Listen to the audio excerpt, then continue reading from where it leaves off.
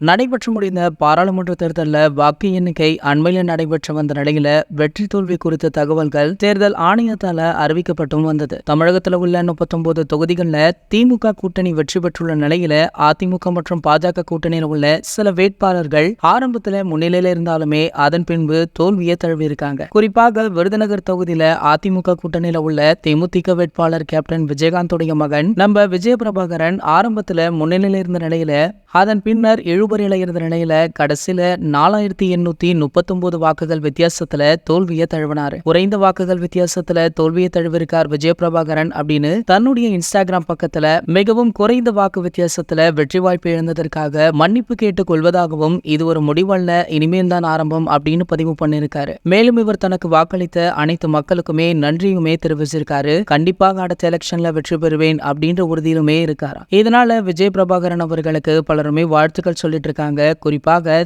தாவிக கட்சி தலைவர் தளபதி விஜய் அவர்கள் நேரில் சந்தித்து கட்சி பற்றிய ஒரு சில ஆலோசனைகள் பேசியிருக்காராம். 2026 இவர் தமிழக சட்டமன்ற தேர்தலில் போட்டியிடுறார் அப்படின்றதுமே குறிப்பிடத்தக்கது. இது போன்ற தளபதியை பற்றி வெளியாகும் அனைத்து செய்திகளுமே நீங்கள் உடனே தெரிஞ்சுக்க நம்மளுடைய தளபதி டாக்கீஸ் அப்படின்ற நம்ம சேனலை சப்ஸ்கிரைப் பண்ணிக்கோங்க. பக்கத்தில் உள்ள பெல் ஐகானை மறக்காம கிளிக் பண்ணுங்க.